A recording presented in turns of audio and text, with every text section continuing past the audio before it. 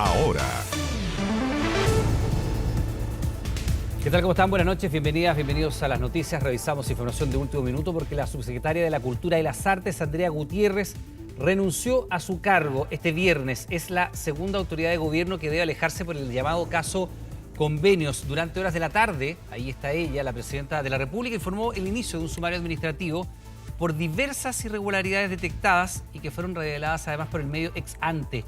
Esta semana se había dado a conocer en esta publicación que la subsecretaría firmó 2 convenios por 208 millones de pesos con la Asociación Gremial Red de Salas Independientes de Cine de Chile. Esta organización era representada por Teresita Ugarte, quien es pareja de Pablo Casals. ¿Quién es Pablo Casals? Fue jefe de gabinete de la subsecretaria entre marzo del 2022 y abril de este año, fecha en que se suscribieron estos acuerdos. La ahora ex subsecretaria Gutiérrez es independiente, cercana al Frente Amplio. Su salida se va a hacer efectiva el lunes 31 de julio. Por el caso Convenios, específicamente por el escándalo que desató Democracia Viva y su rol en estos hechos, ya había dejado su cargo Tatiana Rojas, subsecretaria de Vivienda. También, llevan 2 subsecretarias, también abandonaron sus cargos los seremis de Antofagasta y del Maule. Estamos hablando de Carlos Contreras y Rodrigo Hernández, respectivamente. Andrea Gutiérrez, en Ex Ante, reconoció que fue un error no haberse abstenido de firmar estos polémicos convenios.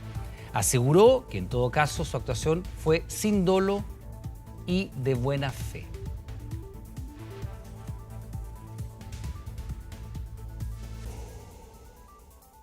Y también en el caso donaciones, ¿no? El recurso con el que la polémica Fundación Democracia Viva buscaba restituir menos del dinero exigido fue rechazado.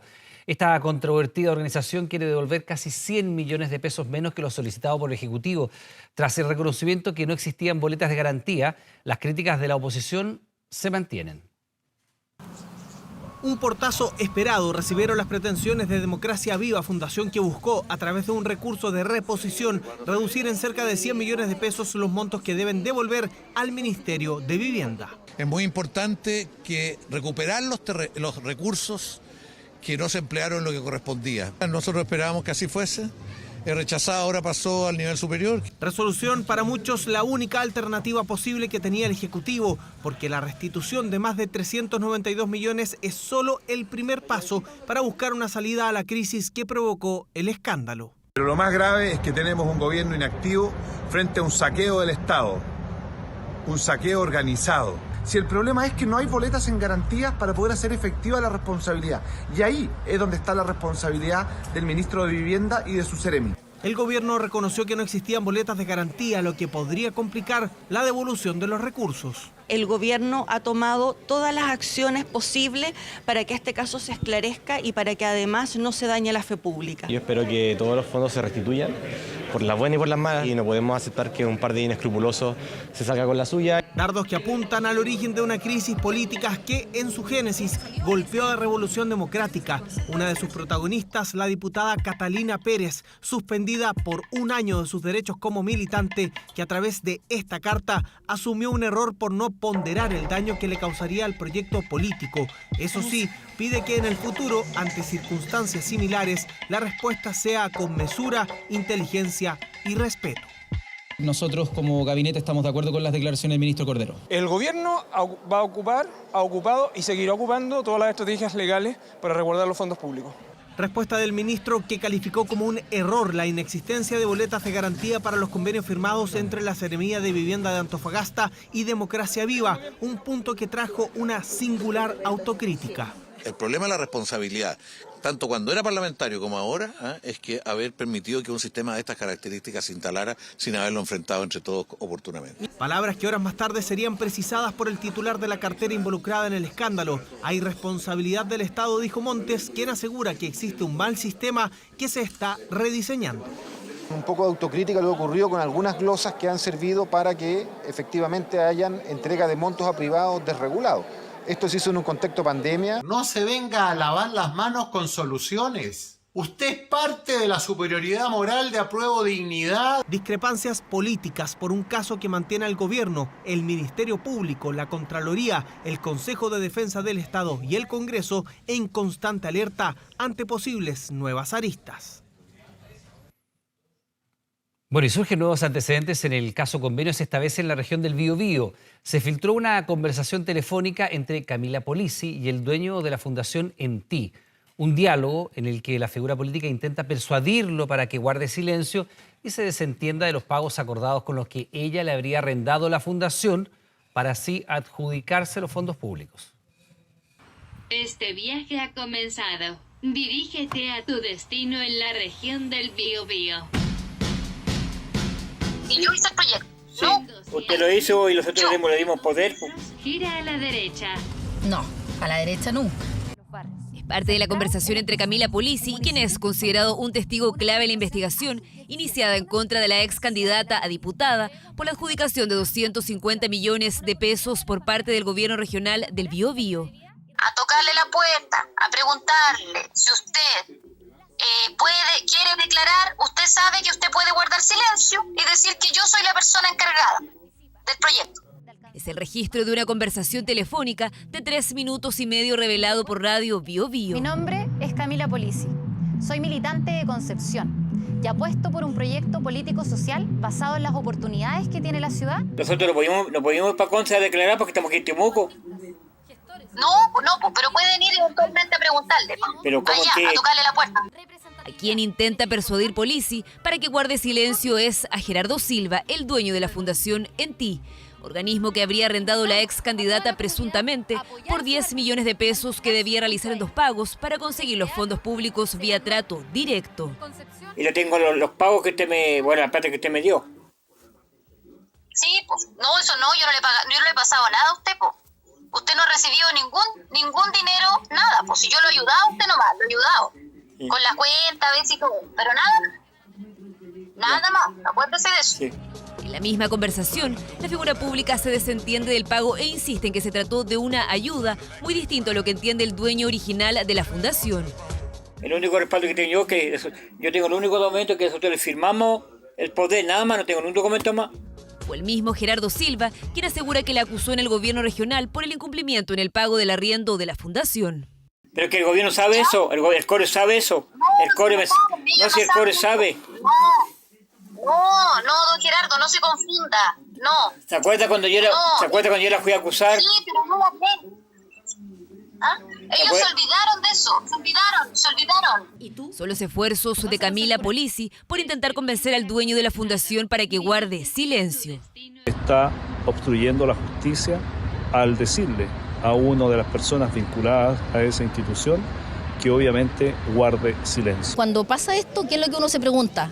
¿Cuántos más de los otros casos que hoy día están en duda están de la misma manera operando, pidiendo que se oculten las informaciones, que se quede callado, que diga que no ha pasado nada, usted no entrega nada, yo a usted solo le he aportado?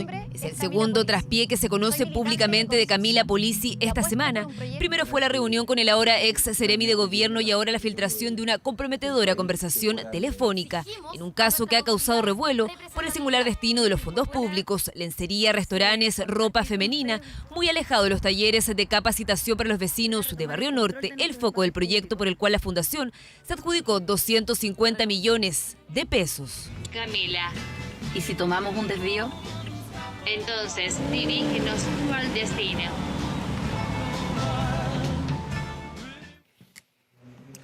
A 17 años de cárcel efectiva fue condenado Martín Pradenas, declarado culpable por 7 delitos sexuales consumados, violación y abuso sexual a 6 jóvenes, entre ellas Antonia Barra, que luego se suicidó 3 semanas después de la agresión que ocurrió en octubre del año 2019. Si bien le otorgaron 3 años menos que en el primer juicio, este caso sienta un precedente. Verónica Moscoso tiene todos los detalles. Ni los 40, ni los 100 años que le den al imputado o a un condenado nos va a calmar la pena, la tremenda pena de haber perdido a nuestra hermosa hija. Han pasado casi 4 años desde que Antonia no está. Desde octubre del 2019 sus padres buscan justicia y también honrar su memoria. Su muerte causó impacto sobre todo en los grupos feministas. Una joven de 19 años que se suicidó 3 semanas después de haber sido violada por Martín Pradenas. No pudo dar su testimonio, pero dejó mensajes y audios que sirvieron de prueba.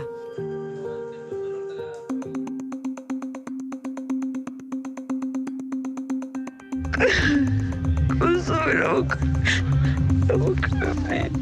Fue la muerte de Antonia la que llevó a otras 5 jóvenes a denunciar. Lo acusan de haberlas atacado sexualmente entre el 2010 y el 2019. Estamos hablando de un violador serial, de una persona que hizo de su vida también una constante respecto a agresiones sexuales sobre mujeres. En un primer juicio, Pradena fue condenado a 20 años. La Corte Suprema anuló el fallo tras acoger un recurso de nulidad presentado por la defensa del imputado por la imparcialidad de un juez. Es importante considerar que estas mujeres se enfrentaron a 2 juicios. Un primer juicio en el que este sujeto fue condenado a 20 años y este segundo juicio que fue muy duro para tanto las víctimas sobrevivientes de la violencia sexual del señor Pradenas como también para la familia de Antonia, sobreviviente a una situación horrible. Esta es una persona que iba de mal en peor y se ha enfrentado con una justicia que creía que nunca iba a estar a su alcance. Pero la justicia llegó y le reprochó sus conductas, aquellas que se fueron develadas. Martín Pradena fue declarado culpable de 7 delitos sexuales consumados, violación y abuso sexual. El Ministerio Público había pedido 40 años de cárcel. Este viernes, en medio de una gran expectación, se leyó la sentencia. Se condena a Martín Nicolás Ignacio Pradenas Diur a la pena única, privativa de libertad de 17 años de presidio mayor en su grado máximo. Además, quedó inhabilitado para ejercer cargos públicos, trabajar con niños y se le prohibió acercarse a las víctimas. Fueron 3 años menos de cárcel que en el primer juicio. La verdad que pensaba que iban a ser los mismos años y con eso me conformaba.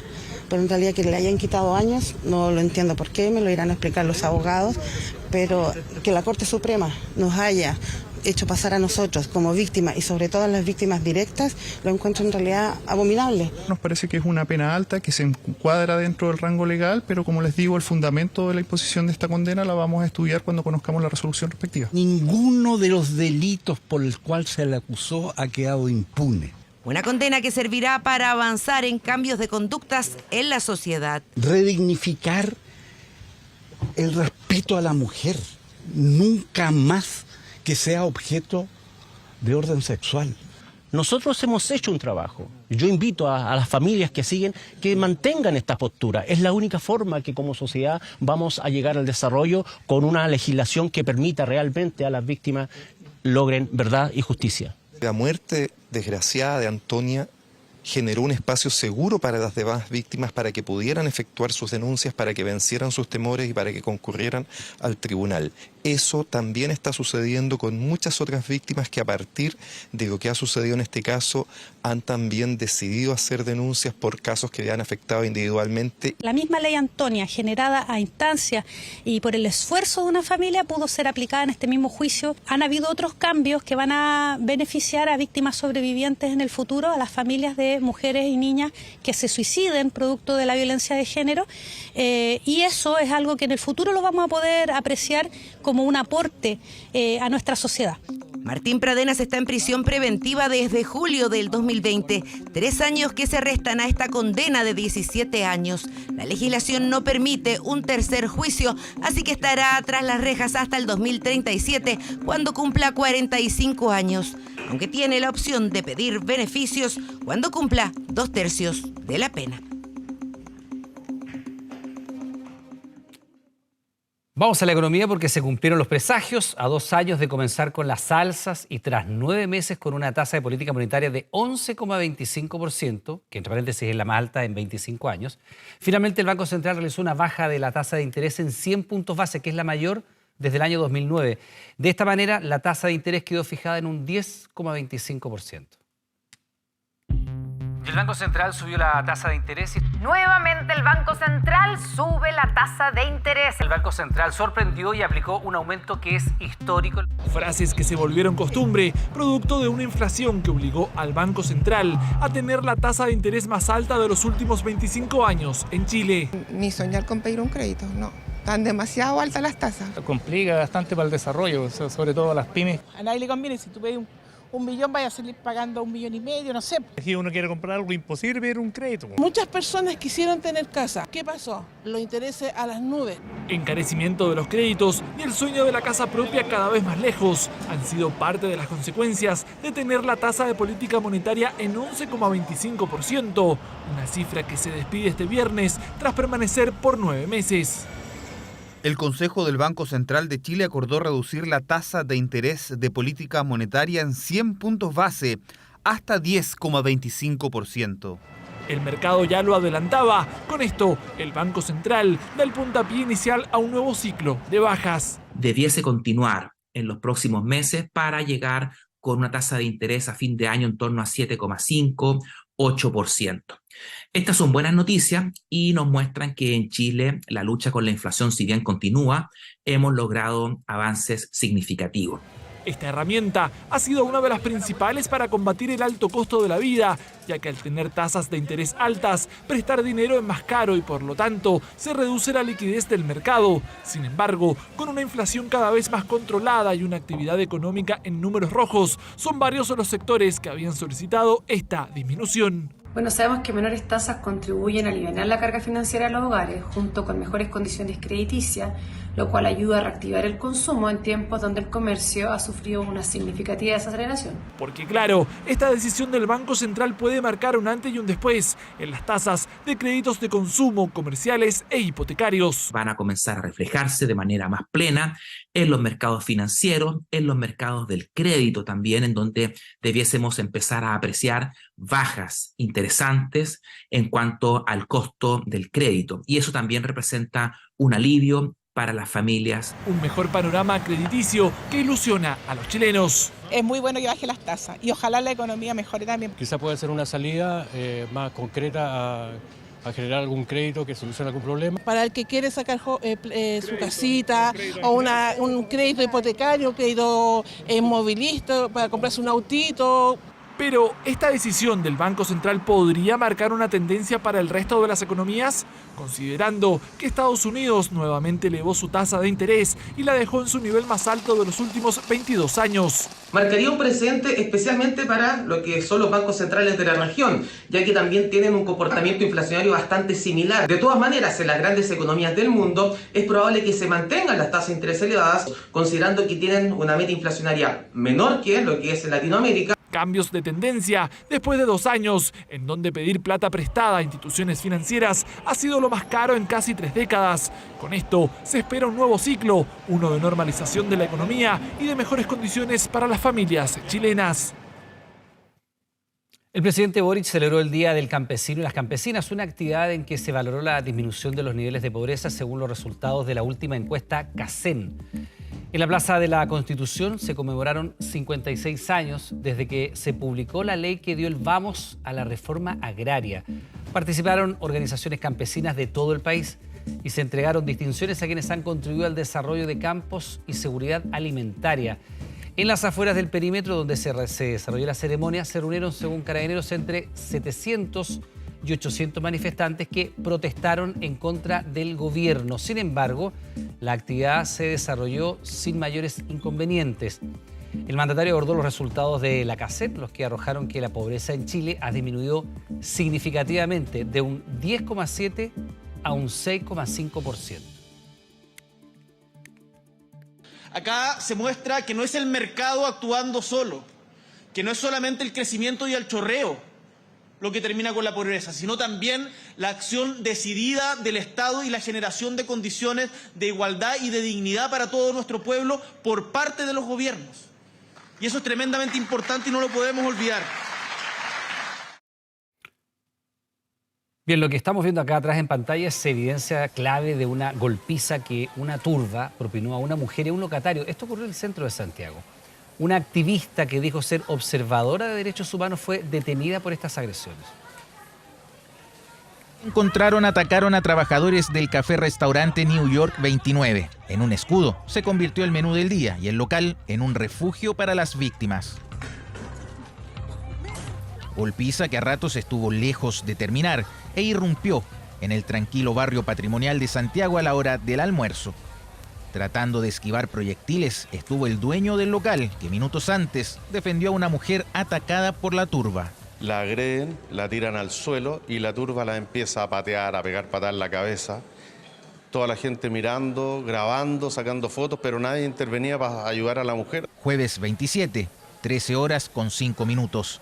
Una manifestación no autorizada marchaba por Alameda. Carabineros debió dispersarla. Se procedió a la intervención de estos manifestantes, quienes en su gran mayoría lo hacían presumido de piedras, palos.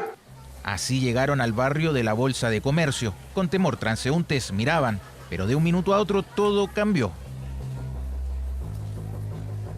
Con una zancadilla botan al piso a una mujer que al parecer increpó a un manifestante. Con patadas y golpes es atacada. Testigos dieron cuenta de lo sucedido. Gritos y de palos y de cosas porque andaban con palos enormes y rompiendo todo. Rompiendo toda la loza, espantando a la gente. Andaban adultos a cargo de las personas con walkie-talkie. Entonces era algo muy orquestado, muy preparado. Menores de 18 años lograron ser vistos en los registros acompañados por adultos. Una de ellas, esta mujer de 48 años. Más tarde sabrían quién es. Ella se identificaba como observadora de los derechos humanos, pero ella, la verdad es que ella es la que dirigía el grupo.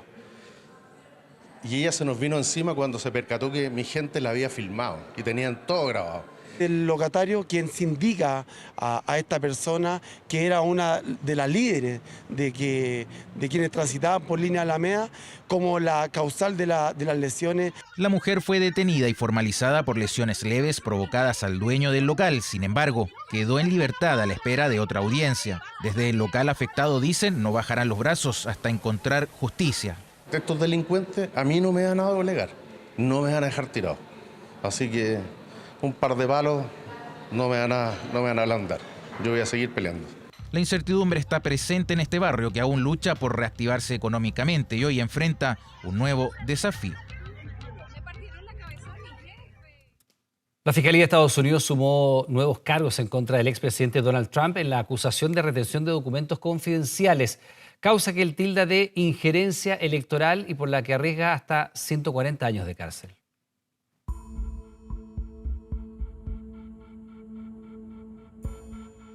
El 9 de junio de 2023 pasó a la historia como el día en que por primera vez un expresidente de Estados Unidos fue acusado por delitos federales, haber retenido cientos de documentos confidenciales tras su salida de la Casa Blanca en 2021 es la conducta que tiene acorralado a Donald Trump.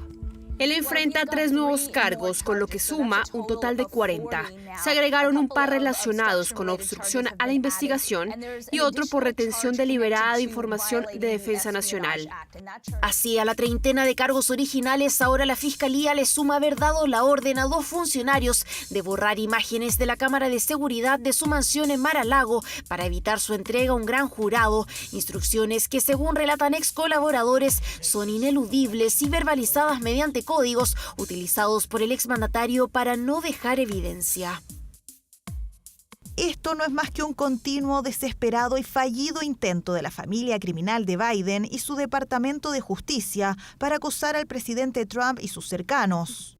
Así, el precandidato más fuerte entre los republicanos ha apuntado a que acusaciones como estas suceden cuando eres el principal candidato político, aunque todo indica que estas han estado lejos de empañar su campaña para 2024.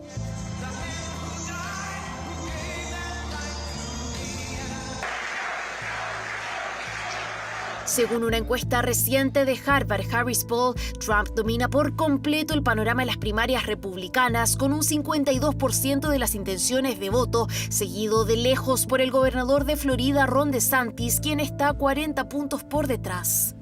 Si no estuviera liderando las encuestas, no estarían haciendo esto. Si no fuera candidato, definitivamente no lo harían. Esta es una intervención electoral de alto nivel. Además, según el mismo sondeo, si la contienda final fuera entre Trump y Biden, el primero se quedaría con el 45% de las preferencias, superando al demócrata que tendría un 40% de los votos. En este contexto, con un juicio programado para mayo, la gran apuesta de su defensa es que cualquier fallo de la justicia llegue posterior a los comicios fijados para noviembre del próximo año.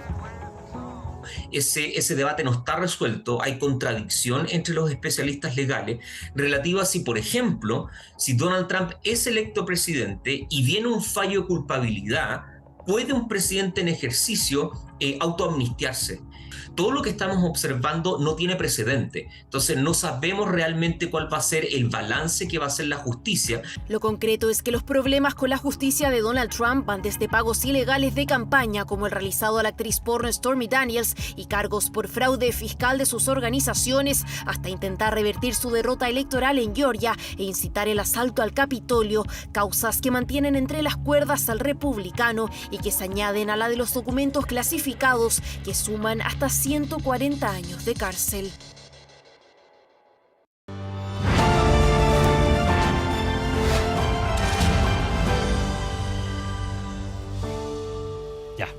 Hablábamos ayer sobre este tema que la verdad es muy preocupante porque el secretario general de Naciones Unidas dijo que la era del calentamiento global se había acabado y señala que ha comenzado la era de la ebullición global. En jornadas que además se conocía una información publicada en la prestigiosa revista Nature que daba cuenta de una medición de la NASA, escuche, que registró en el desierto de Sonora, en México, 80,8 grados Celsius. Marcelo, lo hagamos con nosotros para hablar de la era de la ebullición. Marcelo, buenas noches. Buenas noches, Iván. ¿Qué significa esto?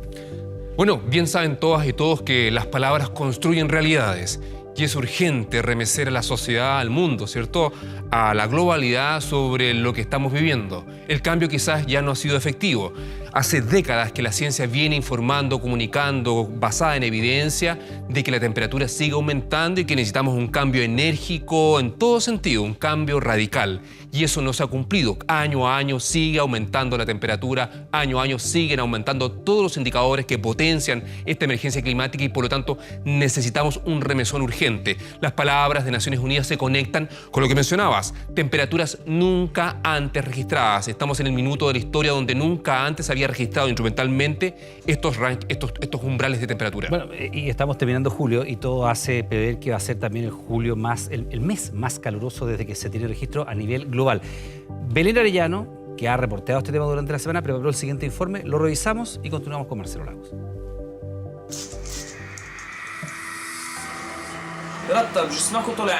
Así me puedo quitar un poco el sudor y lo repito en todo mi cuerpo.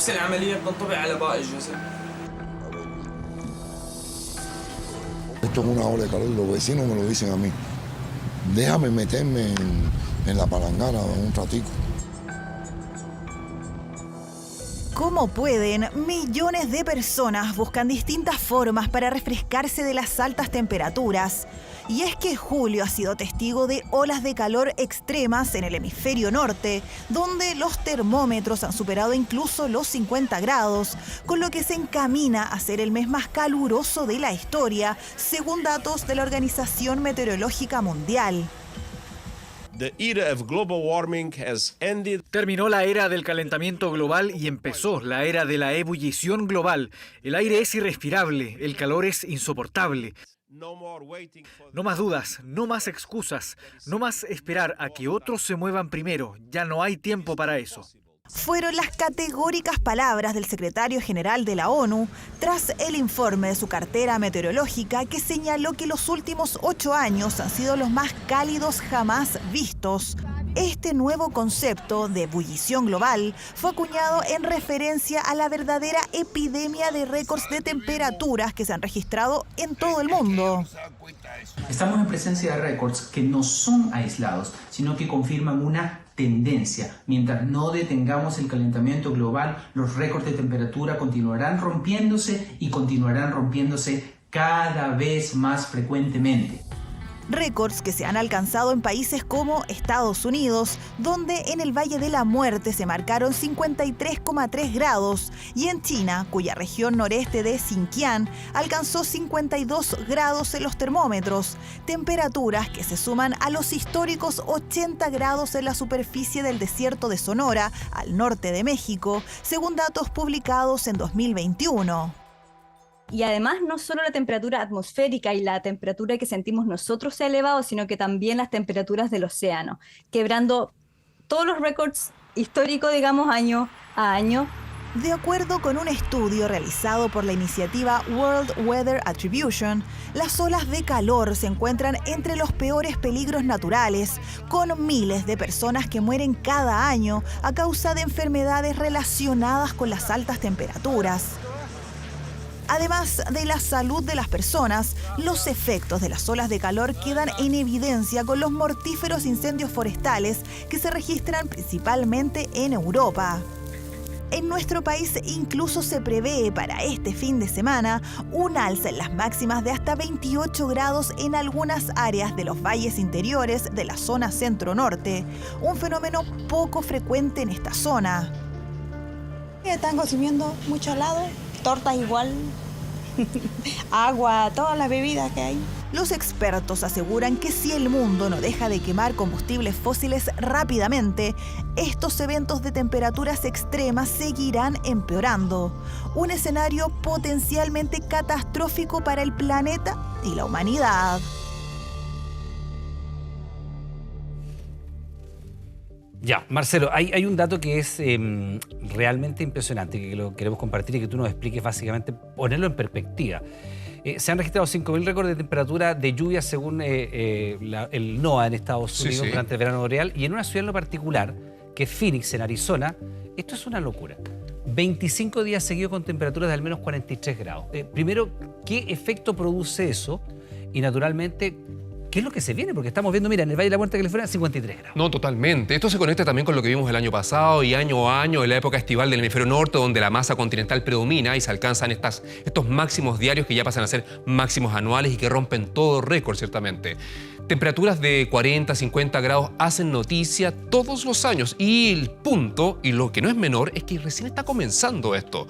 Hoy día es noticia que es un récord anual, un récord nunca antes registrado. El próximo año va a ser sobrepasado y permanentemente estamos en este círculo vicioso de que nadie le pone stop a un proceso que afecta al globo entero. Ahora, tú nos decías algo que es bien interesante, porque cuando una ciudad como Phoenix, en Arizona, tiene 25 días con al menos 43 grados, eso naturalmente lo que hace es un círculo vicioso. ¿Por qué?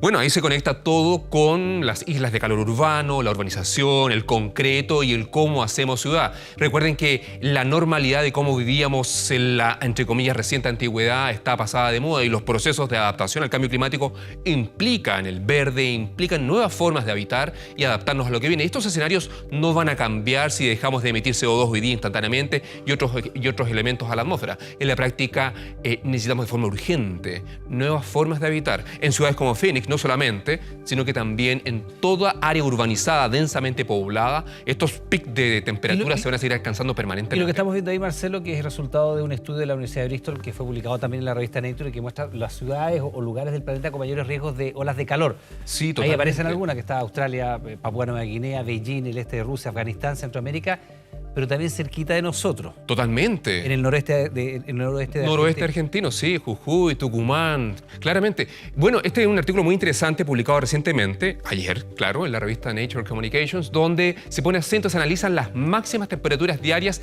máximas en el año y a partir de un análisis estadístico detectan dónde es más probable, dónde existe más riesgo conectado con la población expuesta, con las medidas de mitigación y claramente el riesgo alto implica mayor probabilidad de afectación, de daño, de temperatura y todo lo que detona las altas temperaturas. En el caso de Sudamérica destaca, como bien dices, el noroeste de la Argentina, pero también Chile, la zona central, hace noticia. Bueno, teníamos hace algunas semanas nieve, por ejemplo, en la región de Coquimbo con Marbalá y para mañana se esperan 31 grados. Se ha normalizado esta variabilidad, donde en pocos tramos de tiempo podemos tener temperaturas extremas, como también altas, mínimas. El clima ha cambiado y claramente los patrones han sido intervenidos por la acción humana, pero no solamente las personas de a pie, sino que este es un tema de Estado, es un tema de la ciencia, es un tema de proponer de forma urgente formas de convivir con el planeta de forma mejor. Si no, esto no va a cambiar. Bueno, Naciones Unidas ya dice, se acabó la era del calentamiento global, mal venía porque no es bienvenida, la era de la ebullición. Marcelo Lagos, como siempre, muchas gracias. Buenas noches, Iván. Buenas noches. Atención con este número porque también es preocupante en otro sentido, por supuesto. Un 22% aumentó el primer semestre el robo por sorpresa en contra de mujeres. Es una cifra que preocupa, sobre todo cuando existen delincuentes que solo atacan a este género. Así está ocurriendo, por ejemplo, en Lo Prado, donde un particular ladrón en bicicleta opera al amanecer. Asalta casi la mayoría de las mujeres. puras mujeres. No he sabido de ningún caso que sea como un hombre. En la mañana, 6 de la mañana, 7 de la mañana. Las mujeres de este barrio residencial de Lo Prado se hacen las mismas dos preguntas. ¿Quién es y por qué aún no es detenido este solitario delincuente madrugador? Actúa en bicicleta y muy temprano por las mañanas, lo que menos le importa son las edades de sus víctimas. Mayormente jóvenes que se van a su trabajo temprano. ¿Qué les quita? Lo que andan trayendo, cartera, todo. La última fue una niña, una adolescente, una estudiante, jóvenes, adultas, la persona que él vea que es como preciso para asaltar lo hace. Según los vecinos, el ladrón estaría robando desde principios de este año. Hay quienes lo ven recorrer el sector, pero lo único que pueden hacer es avisar por el WhatsApp comunitario para alertar de su presencia. Y acá se están organizando los vecinos para irse en grupo, ya que igual van mujeres solas en la mañana a trabajar. Ya son 11 personas que por lo menos han dicho que han sido asaltadas. Yo no salgo con nada, no salgo con teléfono, con nada, como la plata justa para ir a comprar y volver. Normalmente digo, salgo sin nada, si me pasa algo en la esquina soy una NN. Los ataques de mujeres ocurren en cercanías de Avenida San Pablo con Neptuno en la comuna de Lo Prado. Lo hace regularmente al amanecer para aprovechar la oscuridad y el flujo de personas que circulan a esa hora hacia el trabajo y a estudiar. Esto lo hemos hecho saber en los ejercicios de stop que tienen los alcaldes y alcaldesas del sector poniente junto con los comisarios hace ya varios meses. Y lamentablemente la respuesta que nosotros tenemos de Carabineros, y es una respuesta muy sincera, es que no tienen recursos humanos. Carabineros no quiso referirse a la denuncia por ahora. Según cifras de la Fiscalía Nacional, este primer semestre hubo más de 312.000 víctimas mujeres, lo que representa el 48% del total nacional. Cuando comparamos la realidad el semestre del año 2023 con el primer semestre del año 2022, vemos un incremento en la cantidad de mujeres que han sido víctimas de robo por sorpresa. Y eso particularmente es un delito que ocurre en los espacios públicos, en las intermodales, en las estaciones de metro, en el transporte público mismo. Y es exactamente lo que ocurre en este sector de Lo Prado. El delincuente realiza robos por sorpresa, llega en su bicicleta, se baja, ataca y luego huye en su medio de transporte. Yo también lo he visto cuando he venido a dejar a mi hija. El día viernes normalmente ella va a la universidad y yo la tengo que venir a dejar porque si no le roban todas sus cosas. La gente de aquí del sector lo ha tratado de que nos reunamos entre los vecinos para hacerle una encerrona a este tipo y llevarlo a la policía. Recomienda, por ahora el delincuente de la bicicleta sigue prófugo, a pesar de los videos, las denuncias y sus particulares características al momento de atacar.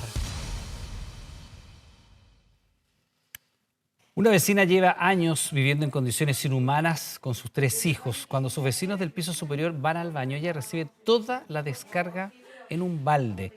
Una situación que se ha vuelto insostenible. Suplica que la trasladen a otro lugar. El problema que hay, que aquí se filtra agua y aquí. Ya esto es como demasiado. Se me cae todo lo del baño a los baldes, así que yo no puedo vivir más así. Rosa vive en un primer piso, tuvo que poner baldes en la mitad del living de su departamento y trasladar los muebles a otros sectores porque cada vez que uno de sus vecinos va al baño, ella recibe la descarga como si estuviera lloviendo. Acá era la cocina y que los muebles ya tuve que la mitad botarlos. Acá está mi dormitorio. Nadie está viviendo lo que estoy pasando en estos momentos porque yo me siento a mi mesa con mi hijo. Y me cae agua como pichín. Entonces, uno tiene que dejar todo de lado y irse para el patio porque hay que esperar que el olor se vaya para poderse tomar una taza de té tranquilo o almorzar. Hace unos días llevó un colchón al patio y durmió ahí con sus hijos porque el olor era insoportable. Instalé ese colchón que usted ve ahí, hija. Lo puse ahí y puse nylon que el municipio me dio. Hice como un dormitorio y ahí estuvimos los 4 pasando frío, pasando todo. Y sabes que a veces yo caigo en depresión y me da ganas de matarme con esta cosa. Siente impotencia porque hace un año estuvimos en su departamento, nos mostró cómo vivía. El serbio se comprometió a buscar una solución. Pasan y pasan los meses y todo, dice, sigue igual. Y corría puro pipí aquí, y aquí igual, y acá igual se mojaba entero. Hay etapas en las cuales se va a ir avanzando con demoliciones, con proyectos de salida. La idea es poder trabajar en forma conjunta con las familias en este proyecto de Marta Lunet. También he hablado con las niñas del Servio, tampoco vienen para acá, ni siquiera me han ido. Ya, señora Rosa, la vamos a ir a visitarla, vamos a plantear esto, vamos a solucionar el problema, la vamos a sacarla, nada. Rosa vive en los departamentos Copeva hace 26 años. La mayoría de sus vecinos fueron erradicados a otros departamentos. Y quiero que el Servio a mí me diga, sí, señora Rosa, yo le voy a darle una solución. Yo soy la única dueña que queda aquí porque yo lucho por una casa digna, yo no quiero más departamento. Porque el departamento en el que vive, desde que se lo entregaron, ha tenido problemas de filtraciones. El municipio de Puente Alto envió un asistente social para evaluar su caso. La solución fue que llamara a un gaffiter. Y resulta que ese gaffiter los pidió 35.000 pesos y el otro 25 de la puerta hacia adentro donde está el problema, que los cobraba esa plata. Yo soy sola, con 3 hijos. Y sabe que yo le dije, yo no tengo esa plata, yo no sé. Dijo, entonces no podíamos hacer nada, dijo, y no podíamos ir porque también me estoy arriesgando porque usted vive en población. El equipo municipal se encuentra evaluando la mejor solución, la que necesariamente pasa por la intervención de los pisos superiores e inferiores de este edificio. Desde el Servio explicaron que la población donde vive Rosa es parte del programa de regeneración de conjuntos habitacionales con alto grado de deterioro del Ministerio de Vivienda. Este plan ofrece distintas alternativas, como optar a una casa nueva en el mismo territorio, pago de expropiaciones o acceder al mejoramiento de los bloques fusionando departamentos para entregar viviendas de alto estándar. Es que estamos trabajando en conjunto con el municipio para dar una solución, digamos, a los sistemas de alcantarillado principalmente y agua potable que hoy día están con fallas severas, y con esto de alguna manera podremos mejorar la habitabilidad de la vivienda de la señora Rosa mientras encontramos una solución definitiva. Hoy día entendemos que ella no ha podido encontrar una vivienda dado que el subsidio que se otorgaba en base no tenía mucha opción, por lo tanto hoy día nos encontramos trabajando un aumento de ese subsidio para ir en atención, en este caso en particular, entendiendo que es una situación grave. En total se entregarán 3.700 soluciones habitacionales de aquí al 2026. Han pasado ya 13 años del derrumbe que dejó atrapado a 33 mineros en la mina San José, y cuando se cumplen estos años, la Corte Suprema ratificó que hubo responsabilidad de parte del Estado, el cual deberá indemnizar con 40 millones de pesos a cada uno de los 31 afectados que demandaron. Sí, aquí está oscuro, tengo la luz, que es bastante buena, está todo iluminado. Aquí tengo el citófono que está a mi izquierda, también está iluminado. Fue el accidente que marcó la historia de la minería en Chile. El 5 de agosto del 2010, 33 trabajadores quedaron atrapados en la mina San José en Atacama. Pudimos haber quedado sepultados abajo y ya nunca más sacarlo. A mí que me diga alguien que no lloró, no estuvo allá abajo. Quisiera mandarle un saludo a toda mi familia, en especial a mi señora y a mis 2 hijas que las amo mucho. 17 días después, recién se supo que estaban con vida. Hablaban de un milagro. Estamos bien en el refugio de los 33.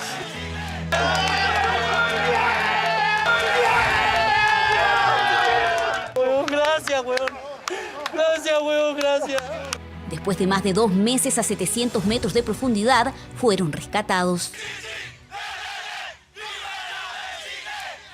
Cuando apareció puta, hermano, yo emocionante, no. Gritos desgarradores de felicidad, compadre. A 13 años de lo ocurrido, la Corte Suprema ratificó el dictamen de primera instancia, ordenando al Estado a indemnizar a 31 de los 33 mineros que demandaron por daño moral, responsabilizando a los organismos fiscalizadores. Muchas personas cuestionan, oye, si lo sacaron. Sí, el agradecimiento está. El tema está en que nosotros lo que queremos es justicia y hoy día estamos más que agradecidos. Y por otro lado, dolidos con los dueños de esta empresa, que ellos nunca han dado la cara. El fallo de la tercera sala rechazó los recursos de casación que presentó el Consejo de Defensa del Estado y estableció que el Estado de Chile incurrió en falta de servicio por cuanto uno de sus órganos incumplió la obligación legal. La mina había sido clausurada y solamente se reordenó su reapertura cumpliendo ciertas medidas de seguridad como fortificaciones, escalamiento de la ventilación, lo cual no se cumplió por la empresa. Y no obstante eso, se autorizó por parte de Cernagiomín y los demás entes públicos el funcionamiento. La Corte Suprema hizo un fallo y por lo tanto nosotros lo vamos a acatar. El detalle de cómo se va a hacer entrega de esos fondos, desconocemos esa información. 31 mineros, excepto Luis Bustos y Juan Illanes, que no se sumaron a las demandas, recibirán 40 millones de pesos cada uno debido a las consecuencias psicológicas, físicas y laborales que muchos arrastran hasta hoy. Tenemos problemas que vamos a morir con ellos. Por ejemplo, el sueño, no podemos dormir, la dentadura, otro tema. La felicidad es que muchos compañeros, los adultos sobre todo, por lo menos van a recibir algo antes de morirse, porque hay que ser claro, hay compañeros que son bastante adultos. Gracias a Dios nos escuchó nuestras plegarias y se está haciendo en parte algo de justicia. Hay compañeros que les ha ido mal, no han podido tener un trabajo estable, problemas de salud. Soy uno de los más afectados. Yo no voy a durar más de 1 año y medio. Y eso significa, eso me lo provocó la mina. Así reciben los protagonistas el resultado de la resolución a 13 años del accidente que los mantuvo atrapados sin saber si volverían a la superficie.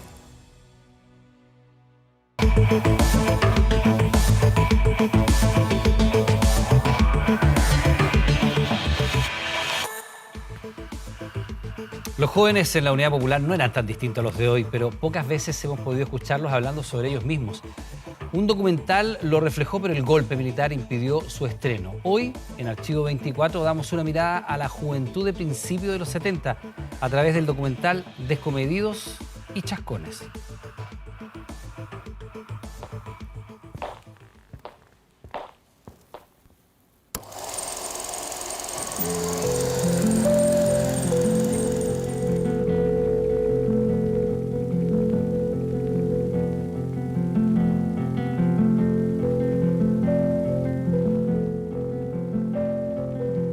Este documental mostraba quiénes y cómo eran los jóvenes de la Unidad Popular, pero nadie los vio, porque el estreno sería justo en la semana del 11 de septiembre, en el Cine Metro, en Calle Bandera, y por cierto, no se realizó. Misteriosamente, la cinta en algún momento llegó a Televisión Nacional y quedó olvidada entre miles de archivos hasta hoy, cuando a 50 años del estreno que no fue, damos play a Descomedidos y Chascones.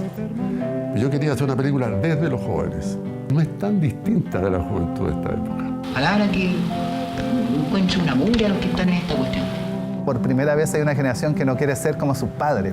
Habían hippies, habían comunistas, había gente derecha. Claro, problemas no tienen, porque son mantenidos solamente con el dinero de los padres. Que la juventud está demasiado metida en política y muy poco metida en otras cosas, que son mucho más constructivas que la política. Empezamos a pensar qué música le ponemos. Empezamos a buscar y aparecieron los Jaivas. Era una semicomunidad, se podría decir, entre los Jaivas, Congreso, nosotros. Y fue realmente fue un hito, un hito.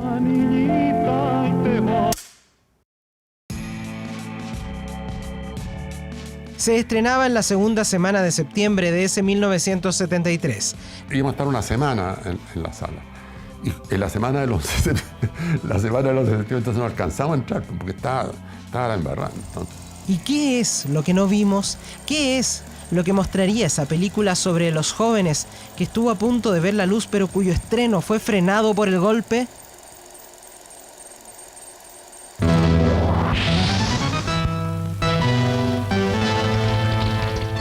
Yo quería hacer una película desde los jóvenes.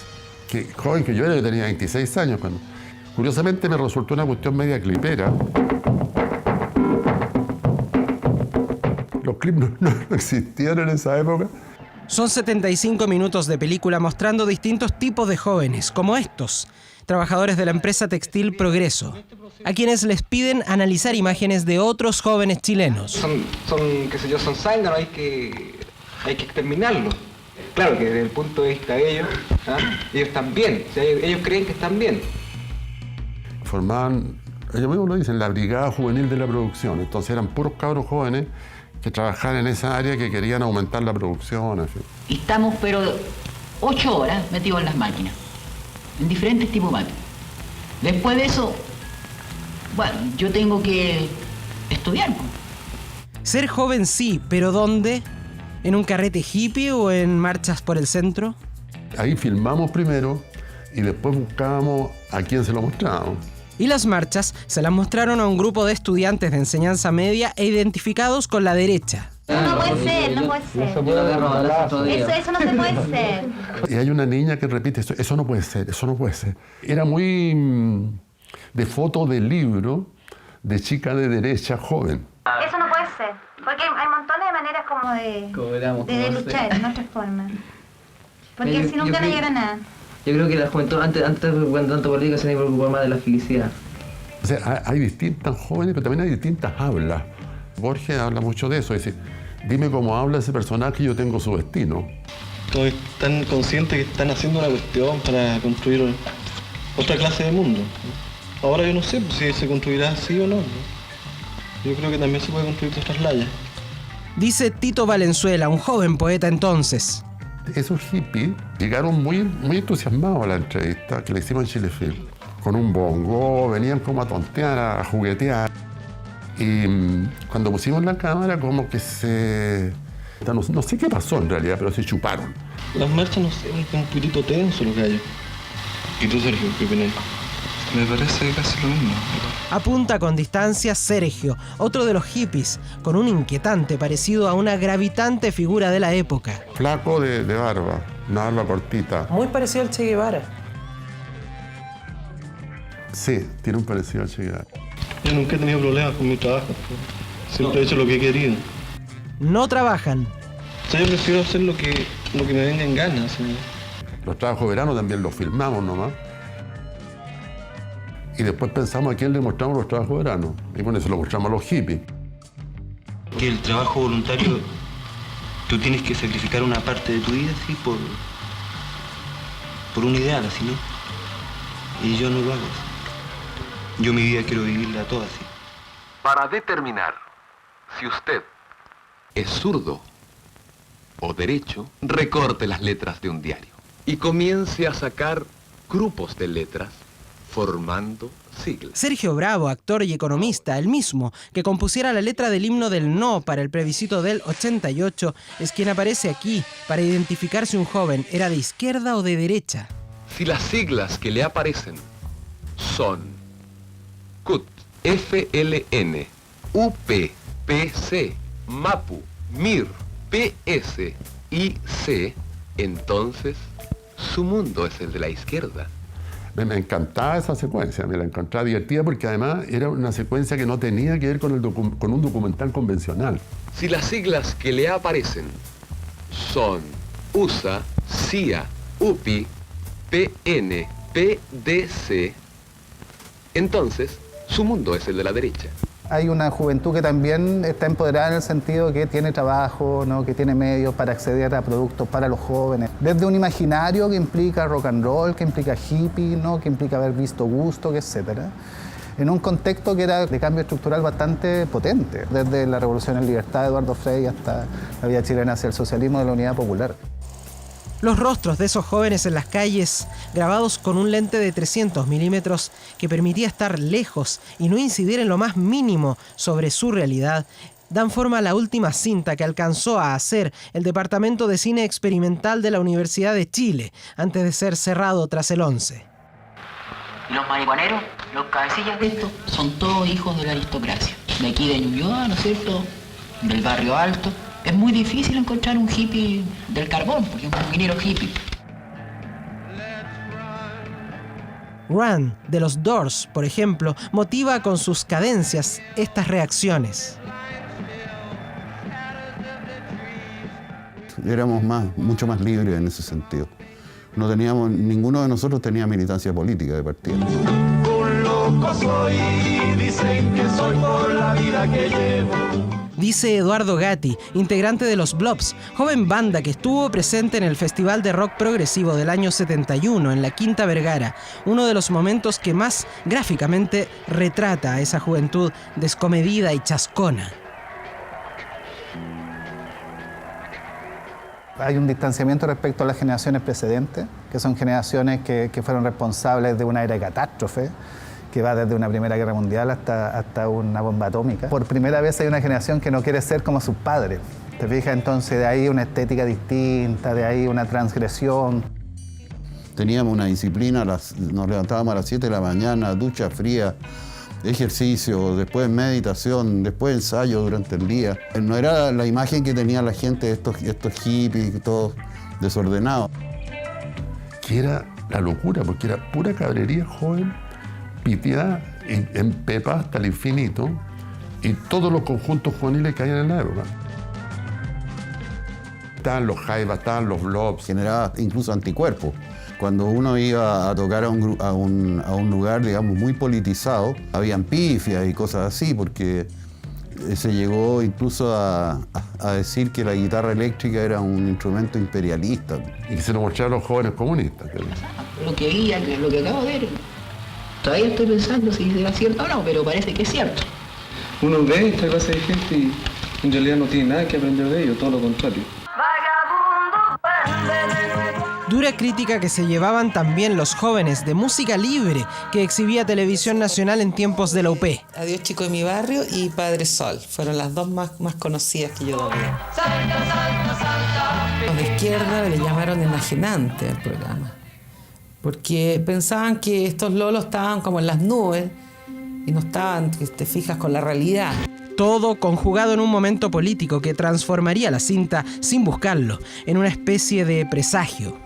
Entonces se ven las marchas y se ve un dólar, adentro del cual aparece una pistola que dispara.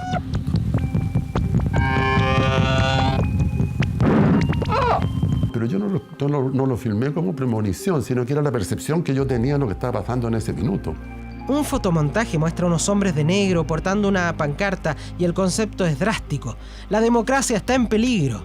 Luego, una psicodélica mirada a otra marcha con muchas mujeres, algunas portando imágenes religiosas. Una grabación, esta en particular, hecha por el camarógrafo Jorge Miller. Esas mujeres que van con las vírgenes, en fin, eso lo filmó él. Y que carga otra historia, quizás la más oscura y triste, que encierra el documental, cuando la persecución a artistas y creadores después del 11 los detuvo o exilió a varios. Pero fue más cruel aún con Jorge Miller. Jorge fue detenido el 74 y desapareció. Él y su pareja, la Carmen, bueno. El recuerdo más trágico que yo tengo de, bueno, son muchos, pero el de Jorge, y sobre todo Jorge porque yo enseño, hago clase en una sala, el auditorio de la Escuela de Cine de la Universidad, que se llama Bueno Miller. Y hay una foto grande, así que los veo todos los días. Tiene ahí también otro sentido, como que estás con él haciendo clases, siguiendo como esa historia un poco. Claro. Me cuesta hablar de Jorge. ¿Podemos cortar un poco? Comenta emocionado cuando además el recuerdo de esos días se entremezcla con la enorme valía de todos quienes trabajaron con él. Muchos de mis compañeros con los que estaba, con los que trabajábamos, cayeron presos. Y por cierto que les preguntaron, no por mí, pero le dijeron, dame un nombre. Y no lo dieron. Hacia el final, jóvenes vecinos del campamento Nueva Habana, enfrentados a imágenes de otros, de su edad, en el velódromo de Las Vizcachas, lanzan reflexiones más crudas. Realmente al ver esto, me da la imagen de estar viendo una película que no es real que se vive acá en el país, que es una cosa que se vive que es en otro mundo. Ellos se divierten, o sea, se distraen, y nosotros, los proletarios, nos organizamos y nos preparamos. ¿Para qué? Por si acaso mañana pasado viene un enfrentamiento, que eso es muy posible que venga, nosotros vamos a estar preparados. Y como aventurando hasta dónde la fuerza de esa juventud puede llegar, se agolpan en el documental una cadena de imágenes de revueltas por el mundo, algunas hasta en Japón. Entonces nos dimos cuenta que en esa época generalmente la música de cierre o de incidental, en fin, era el Quilamayún. Y nosotros dijimos, no pongamos el Quilamayún. Empezamos a buscar y aparecieron los jaivas. Y los jaivas llegaron con su señora, con unos canastos, con la guagua.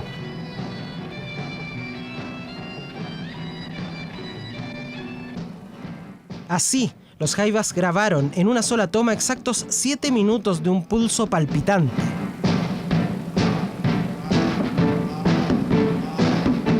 Cerrando así esa documentalizada visión de los jóvenes. Que no es tan distinta de la juventud de esta época. Yo no estoy de acuerdo con las marchas. En realidad la política no me interesa para nada. Le falta lo fundamental, deseo de lograr algo. No, yo te encuentro que la juventud está demasiado metida en política y muy poco metida en otras cosas, que son mucho más constructivas que la política.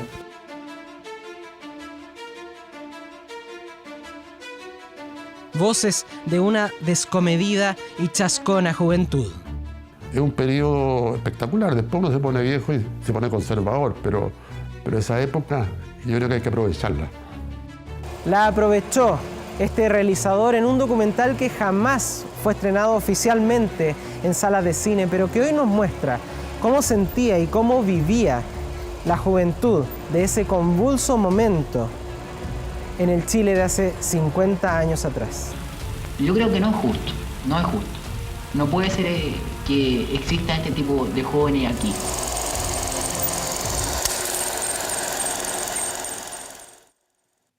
...50 años para que se pudieran conocer imágenes de Descomedidos y Chasconi que le presentamos a ustedes, por supuesto. Son las 10 de la noche. Queremos recordarle que a partir de estos momentos, Televisión Nacional de Chile, usted sabe, está autorizada para transmitir programas para mayores de 18 años. Vamos ahora a poner la mirada un poquito más hacia el futuro porque Viña del Mar va a volver a tener un show de fuegos artificiales para recibir el 2024 tras la polémica suspensión del año pasado. Aunque pese a lo anunciado, no habrá show de drones, sino solo pirotecnia de bajo impacto sonoro.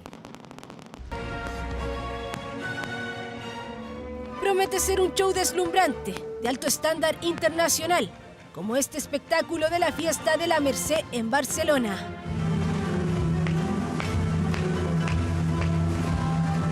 Estamos trabajando en un espectáculo de una duración de 18 minutos con los efectos de pirotecnia de última generación.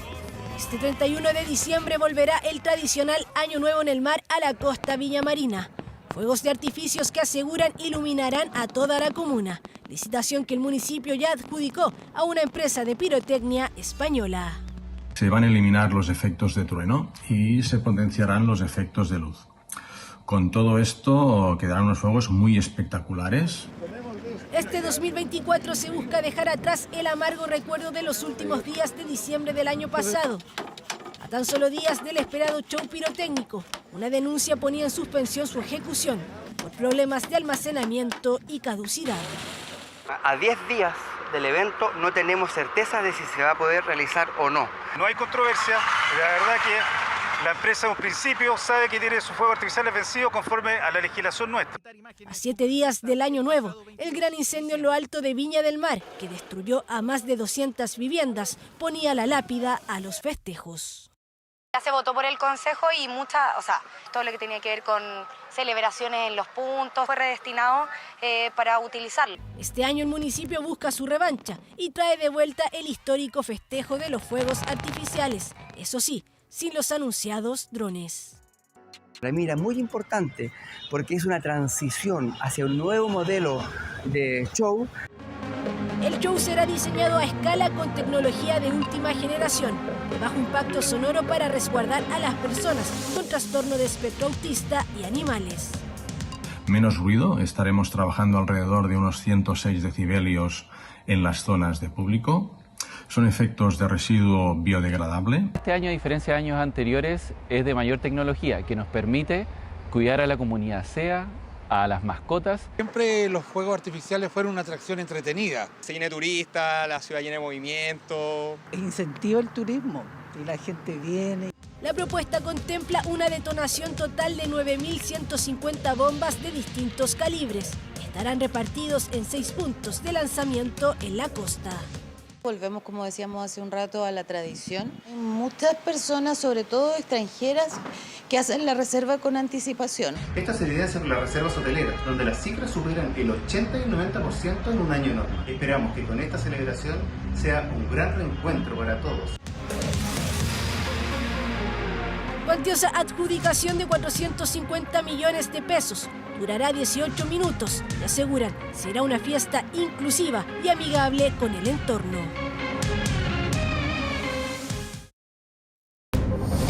Ya volvemos con 24 Horas Central. 24horas.cl.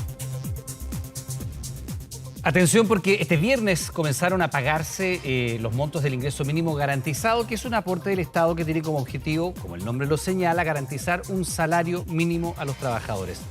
Puedes revisar los requisitos y el estado de tu postulación ingresando a nuestro portal 24horas.cl. Están terminando las noticias, pero antes de despedirnos queremos recordar a una tremenda figura que nos dejó esta semana, la cantante Cecilia. Usted sabe, tuvo una extensísima carrera en la música, pero también incursionó en el cine, en la película Un concierto inolvidable, junto a figuras de la nueva ola chilena. Sabe que durante la filmación hubo muchos momentos que también retrataron su buen humor, el de Cecilia. Y este nos dejó antes de partir. Maravilloso, muchacho. Todo lindo, todo maravilloso sería un sueño. Pero, ¿quién podría? Ay, chucha madre. ¿Por qué cresta no me queda? ¿De qué se trataría? Ahí está la... Pero tengo ya... Ya, siga junto a nosotros. Ahora llega precisamente un concierto inolvidable junto a la gran Cecilia por las pantallas de TVN. Que tenga muy buenas noches y gracias por informarse junto a nosotros. Esta noche, inigualable, disruptiva. Las estrellas de la nueva ola se toman los best sellers. ¿Una película? Quedaríamos en la inmortalidad. Para recordar la trayectoria y el legado de una leyenda de la música chilena. Cecilia, la incomparable. En Un concierto inolvidable, Nueva Ola, una película de Elías Llanos Canales. Hoy, 22:40 en TVN.